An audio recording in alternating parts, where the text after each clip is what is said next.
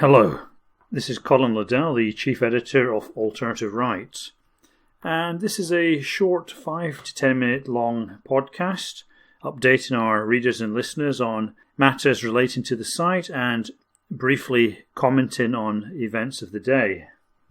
Site-wise, we've moved back to alternative-right.blogspot.com as our main site, with alternative.blog as our backup site.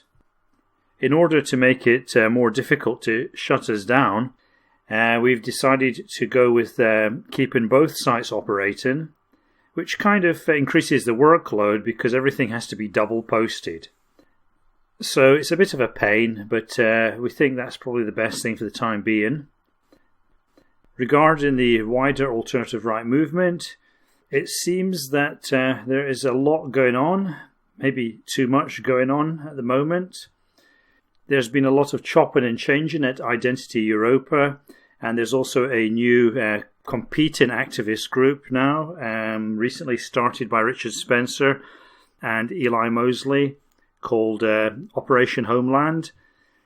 So I'm not really sure what the real story is there.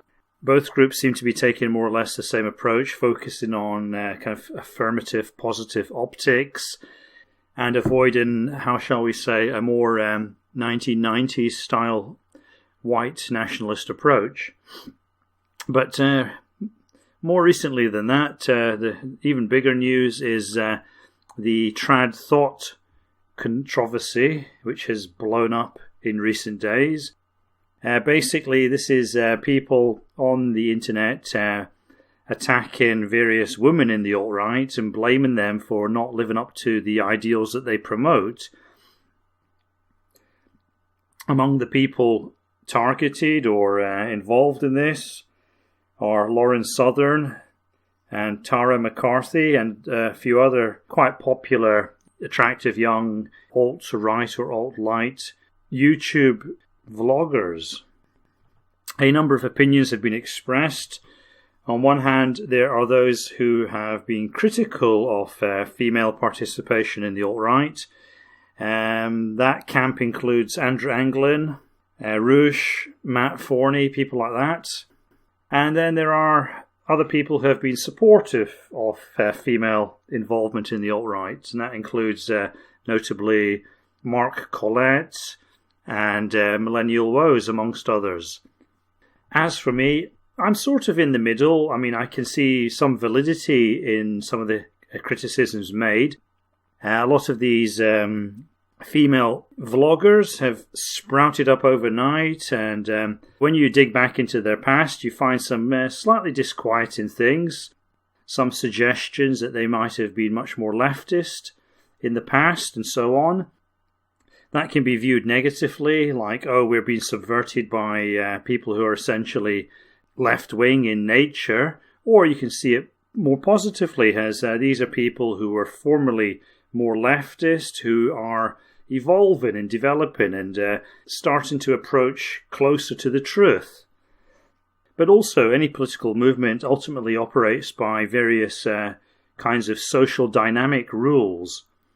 And when women come into a movement, that can make things a lot more complicated because you get a lot of, inevitably you get all sorts of kind of white knighting behavior and beta orbiting behavior.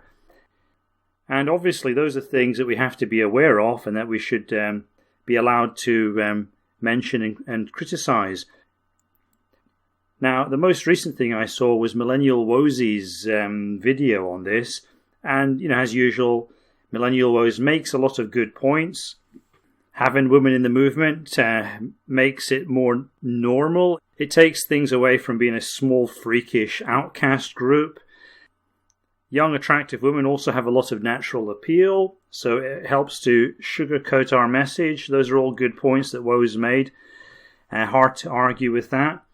But my main criticism is that when things like this flare up, as they invariably do, these forms of social media-driven petty sectarianism, the best thing to do is not to take it too seriously. when these kinds of things happen, whatever it is, whether it's the optics debate or whether it's the pagans versus the Christians, or whether it's what should we do with the gays in the movement, etc., you're always going to have these polarized opinions setting Twitter aflame.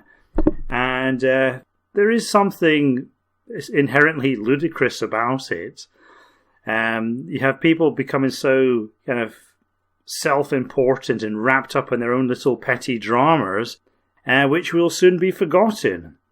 And so this tradthot thing, this is just this week's controversy. And, 10 days or 2 weeks later, probably it will be forgotten. It might come back in some form at a later date. But the thing is, it's a bit silly. It flares up. People spout off. People get their feathers rustled. Some people get depressed. Some people are a bit glass half empty on the whole thing. Oh my God, why must we always argue about these things? Can we never be united? And I think, don't try to nail things down too much with the alt-right. It's the phrase herding cats frequently comes to mind with our movement. And I think the thing is to allow this energy to flow through the movement.